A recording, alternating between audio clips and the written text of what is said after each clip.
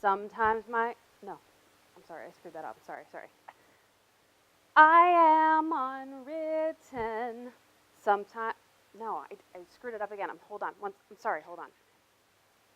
Perfectionism is the kryptonite to your dream.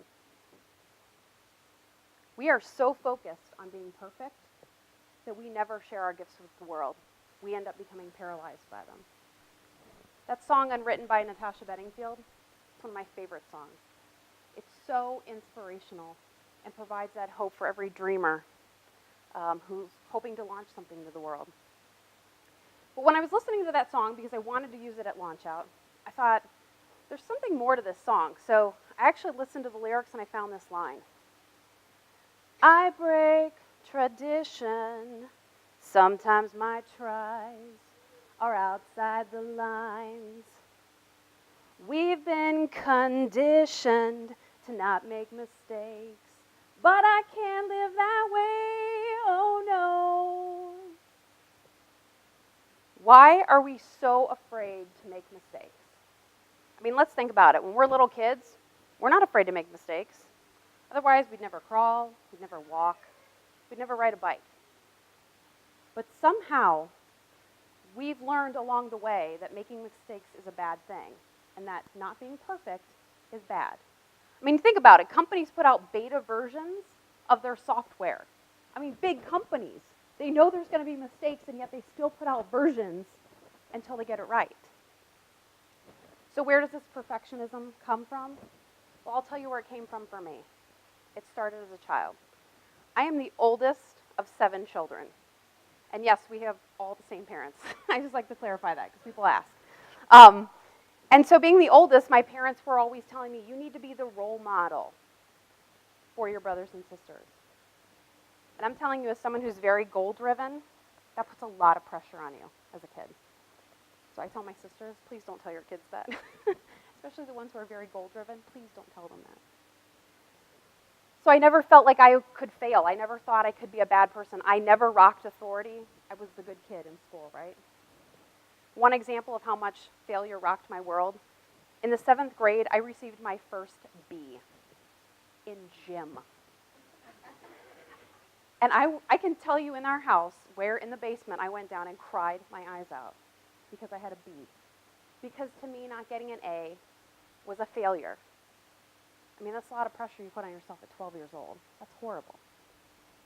So then this even carried on into adulthood. And you know what, I was in college and I was trying to figure out what to do. And I actually really liked my marketing classes, but I went with the safe profession, or what I thought was the safe profession. And probably one of the most that you have to be perfect in, which is accounting. So anyway, Krista knows what I'm talking about. So you know how much pressure then that puts on you to be perfect, because if you make an error, especially with the IRS or with the SEC, you can be in big, big trouble. So about 9 years ago, I took something called the DISC profile. Do any of you know what the DISC profile is, right? So I had no preconceived notions going in to take that test, and when I got the results, I was floored. So I am a high I with a D right behind it. And when I asked the trainer, I said, are there any high I accountants? And for any of you who don't know, that's a very extroverted people person. And I said, no, I don't think there are any accountants that are that. That's just not in their wheelhouse. So I knew then, even 9 years ago, that I shouldn't be doing what I was doing. But then I gave myself excuses as to why I wasn't going to make that change. It was the economy. I got laid off the next year in a profession that I thought I would never get laid off in accounting, right? Who gets laid off as an accountant? You'll always have death and taxes. Right? So then that progressed to, well, then I had a stable job, so I just wanted to be steady Eddie, right? But then I made the excuse of having too much debt because I was focusing on getting out of debt and not trying to live my dream. Then 5 years ago, I moved to South Florida to take care of my grandparents. So I had another focus that I was taking care of, and I put my dream on hold, again, to make a change. So then the turning point came when I realized that I really had to either do what I said I was going to do or not do it at all. And it was a series of events that helped me get through that. And the very first one for me was the STAR conference. I ignored the tweet and I ignored the email from John Acuff. But I'm so glad that I did not ignore going to that conference, because that was probably the most life-changing event that I could have gone to. And the one experience during that conference that really set it in motion for me, if any of you went there, was the finger lights that you held up. And that experience was that John Acuff would say a statement, and you would hold up the finger light if it was true for you. And for the first time, I did not feel like I was alone in the fears that I had in launching out.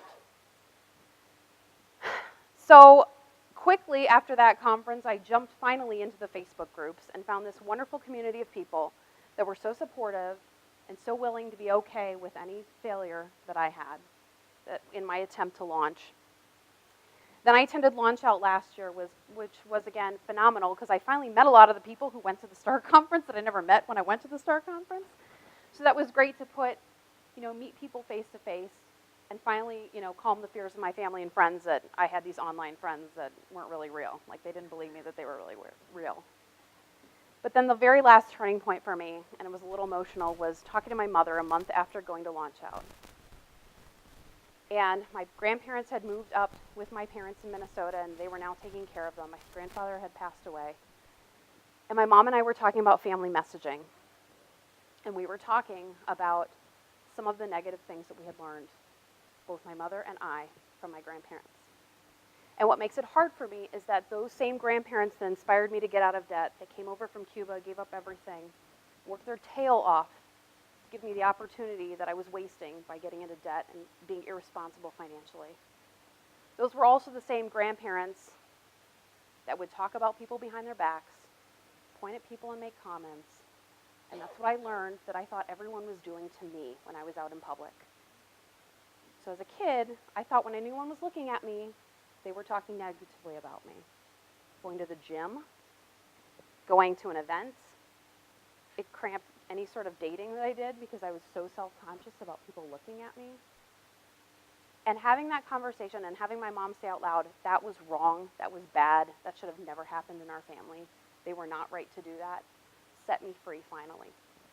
And the next month, I finally started every single dollar. I finally pulled the trigger on something that I should have done 7, 8 years ago.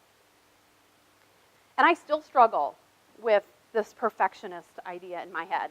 I was at the dentist 2 months ago I'm getting all of my fillings replaced because they're all wearing down, their metal fillings, and I had to get a crown. And I have very sensitive gums and very sensitive teeth, so they had to put 4 shots of Novocaine. I could still feel the pain, and it was horrible for me. And so as I was finishing the procedure, I told the dentist, I said, is this what they do for Hollywood people? Like they put, this is how they do the implants and the veneers? He's like, yeah, this is how they do it. I said, well I'll never be able to be in Hollywood or TV because I won't be able to have perfect teeth. I won't be able to have that. He goes, you have amazing teeth. Like, you have a great smile. And I said, yeah, well, I've had braces, and then I have this gap between my tooth, and part of it is twisted. He stopped me. He goes, stop. You have amazing teeth.